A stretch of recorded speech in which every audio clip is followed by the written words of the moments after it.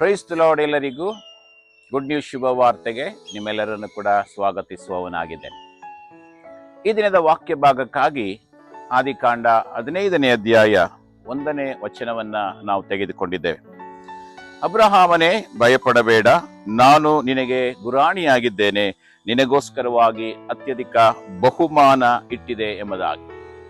ಪ್ರಿಯರೇ, ದೇವರು ನಮ್ಮನ್ನ ಆಶೀರ್ವದಿಸುವವನಾಗಿದ್ದಾನೆ. ಪ್ರಾರಂಭದಲ್ಲಿ ನಾವು ನೋಡ್ತೇವೆ, ದೇವರಿಗೆ ಅಬ್ರಹಾಮನಿಗೆ ಹೇಳ್ತಾನೆ ಭಯಪಡಬೇಡ ಎಂಬುದಾಗಿ. ಪ್ರಿಯರೇ, ದೇವರು ನಮ್ಮ ಒಬ್ಬೊಬ್ಬರ ಕುರಿತಾಗಿ ಯೋಚಿಸುವವನಾಗಿದ್ದಾನೆ. ಅನೇಕ ವಿಷಯಗಳಿಗಾಗಿ ನಾವು ಭಯಪಡ್ತೇವೆ ಪ್ರಿಯರೇ.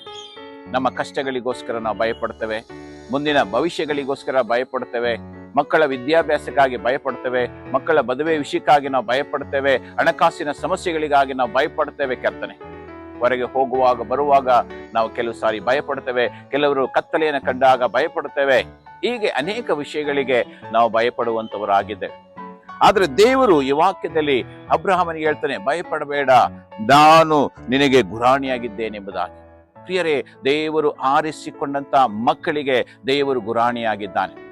ದೇವರು ಅಂತವರಿಗೆ ಹೆಚ್ಚಿನ ಬಹುಮಾನವನ್ನ ಇಟ್ಟಿದೆ ಎಂಬುದಾಗಿ ಅಬ್ರಹಾಮನಿಗೆ ಹೇಳಿದ ಹಾಗೆ ನಮ್ಮ ಜೀವಿತಗಳಲ್ಲಿ ಕೂಡ ದೇವರು ಅತ್ಯಧಿಕವಾದಂತ ಬಹುಮಾನವನ್ನ ಕೊಡುವುದಕ್ಕೆ ಆತನು ಬಯಸುವವನಾಗಿದ್ದಾನೆ. ಪ್ರಿಯರೇ, ಈ ಒಂದು ವಾಕ್ಯದ ಮೂಲಕವಾಗಿ ನಿಮ್ಮನ್ನ ಉತ್ತೇಜಿಸುವುದಕ್ಕೆ ನಾನು ಬಯಸ್ತೇನೆ. ಯಾವ ಕಾರಣಕ್ಕೂ ನಾವು ಭಯಪಡದೆ ದೇವರಲ್ಲಿ ನಮ್ಮ ದೃಷ್ಟಿಯನ್ನು ಇಡುವಾಗ ದೇವರು ನಮ್ಮನ್ನ ಮುಂದೆ ನಡೆಸುವವನಾಗಿದ್ದಾನೆ. ಪ್ರಿಯರೇ, ದೇವರು ತಾನೇ ಅತ್ಯಧಿಕವಾದಂಥ ಬಹುಮಾನಗಳನ್ನ ನಮಗಾಗಿ ಕೊಟ್ಟು ನಡೆಸುವವನಾಗಿದ್ದಾನೆ ಎಂಬುದಾಗಿ ಈ ಒಂದು ವಾಕ್ಯಗಳ ಮೂಲಕವಾಗಿ ನಿಮ್ಮನ್ನ ಎಚ್ಚರಿಸುವವನಾಗಿದ್ದಾನೆ.